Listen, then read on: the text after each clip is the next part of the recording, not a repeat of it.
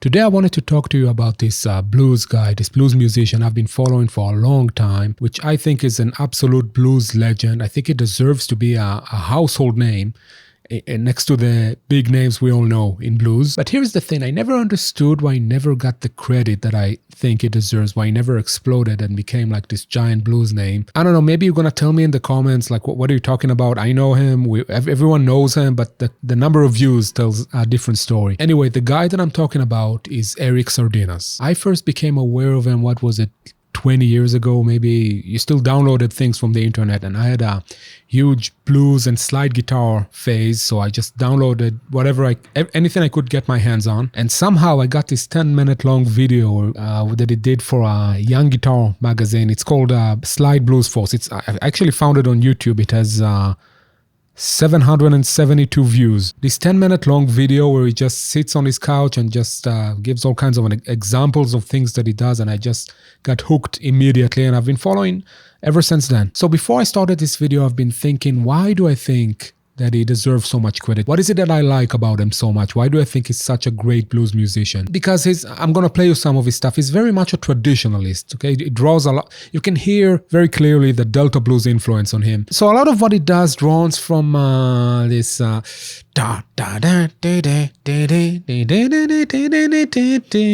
know, if you know Delta blues, you know exactly what I just did. And I know a lot of people are saying, like, seriously, at this point, how many times can we listen to I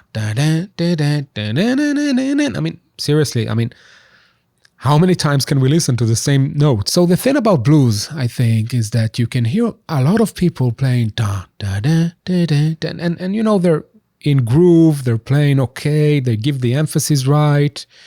Everything seems to be okay, and you listen to it, and it's like and you're like okay, nice, okay, everything's right, everything is on time, everything's okay, nice. But then you have this handful of people in history, and when they play, it's and you just get it immediately. You get everything about it, and it's not the volume, it's not like how hard they strum. I don't know what it is. It's kind of frustrating, because I've spent a lot of time thinking about that, because what makes it the way, you know, what makes the difference? What makes it so that people play the same notes, but in one case you hear da da da da da, okay, and in another case, and in another guy playing, and you hear da da da da da. I can't even express like the difference, because it's not something you can put your finger on. It's not volume. It's not the way that you strum, I don't know, but you feel it immediately. You feel like all the guts that in blues. And that's what makes blues, you know, as they say, the music that is easiest to play but hardest to play good. Is the different people play the same notes. Everyone plays the same notes, but you can just hear in the way that they play the same notes a world of difference. And it's very mysterious, and I could never, you know, pinpoint exactly what it is, but Eric Sardinas is I think one of those people who can play the same notes, but you feel it immediately, and that's why I think he deserves so much credit. So let's just hear what I'm talking about. Okay, so this is the home video that I was talking about that got me hooked on him, the 10-minute long video for Young Guitar magazine, and it's on YouTube, and let's just listen to it a little. Okay.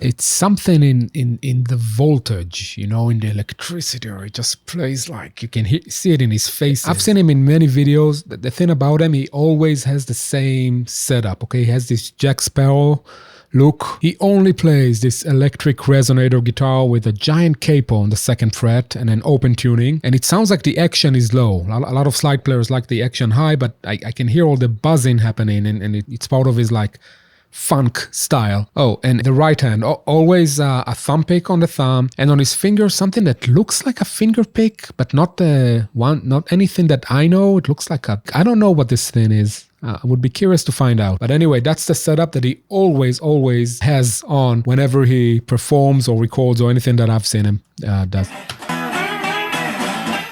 It's a killer board.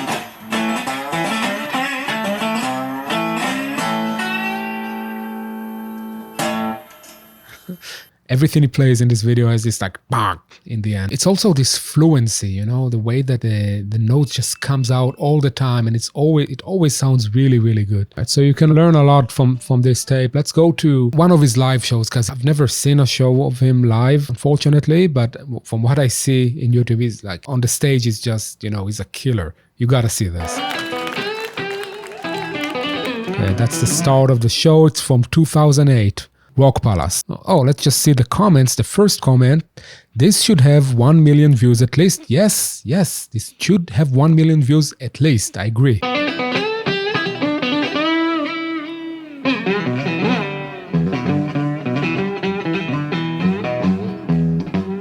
Oh, okay, 2 capos. 2 capos usually is when you want to bend, but you don't want the capo to keep the string high, but I don't see him bend so much, so I don't know. And the cigarette on the next to the nut there. Nice, yeah. This finger pick, what is this?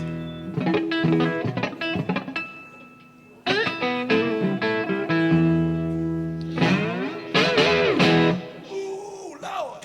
Let me tell you about my sweet little girl, baby.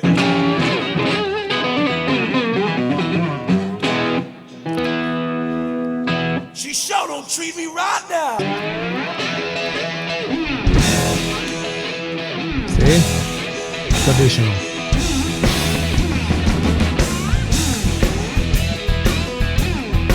So like I said, same notes, but something in this intensity, the voltage, the waves is all there that makes him just, you know, it looks like a hell of a show. I wish I could, you know, get to one of his shows someday. Okay, and the last thing I wanted to play for you is this song, Wicked Ways, from the album Black Pearls, which is a great album of his, just shows incredible slide walk.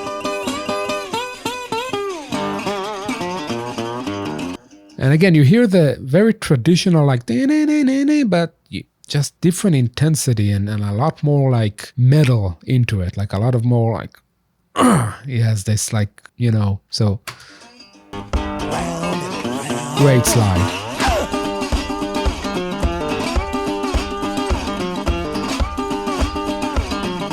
Oh yeah, and another great thing that he did is this beer commercial. Check this out. That's amazing. Playing with a bottle of beer.